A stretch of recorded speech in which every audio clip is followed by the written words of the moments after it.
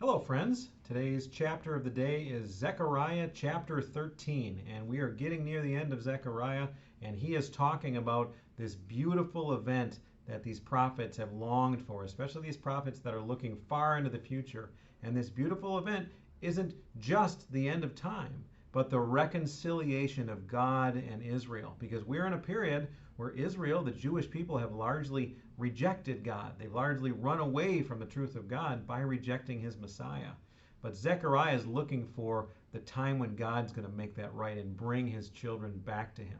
We Gentiles get blessed with being in communion with God now. There is a future restoration of Israel that's going to happen as well. So what do we see? On that day, he starts with, meaning the day that God and Israel are reconciled, there shall be a fountain opened for the house of David. In other words, I'm not just going to give you a little provision that's going to run out that you need to go refill, but I'm going to give you a fountain that's going to continue to produce water and nourishment for you. And what's it going to do? It's going to cleanse Israel from sin and uncleanness. That's verse 1. And how is God going to do that specifically? Well, he gives us two specific ways he's going to cleanse Israel. Way number 1, verse 2, and on that day I will cut off the names of the idols from the land, so that they shall be remembered no more. So first thing, he's getting rid of the idols. Secondly, and also I will remove from the land the prophets and the spirit of uncleanness. Well, what's he talking about? He's not talking about prophets like Zechariah. He's talking about false prophets, false teachers, because that's what's infected the Jewish community and pulled them away from Christ.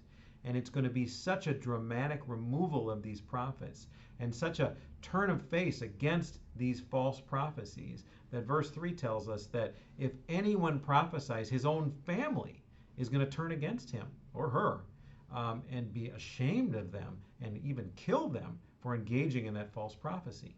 Because that's the beauty of getting closer and closer to Jesus and closer to heaven. The closer we get, the more we realize that our truest and purest and most important relationship isn't with anyone in this world.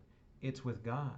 So if someone on this world is opposing God and speaking the name of God in vain or deceiving the people of God, we're going to hate that and we're going to attack them in the name of God with righteous indignation.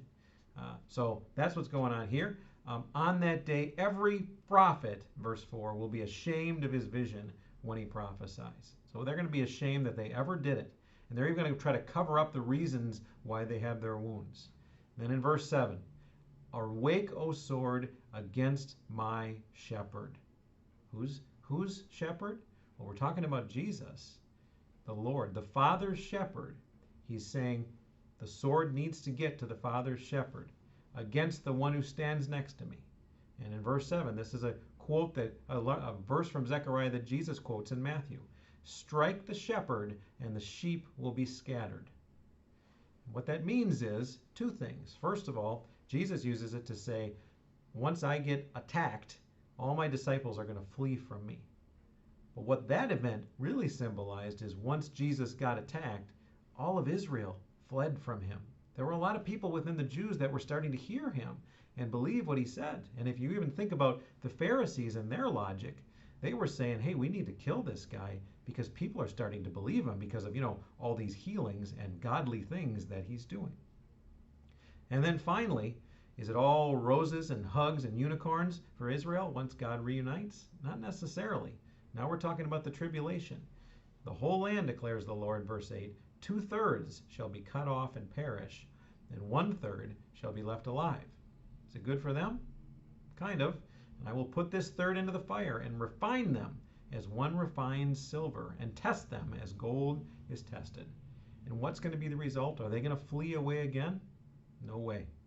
They will call upon my name and I will answer them. I will say, they are my people, and they will say, the Lord is my God. That's the ultimate result. We're going to be in right relationship with God. There's not going to be sin in the way. There's not going to be our doubt in the way. There's not going to be idols or false teachers in the way. It's just going to be us and God. And the reason for that, the reason that that's all going to happen is by the mercy and the grace of God to do all the work necessary to make it happen. So my prayer is that you praise him.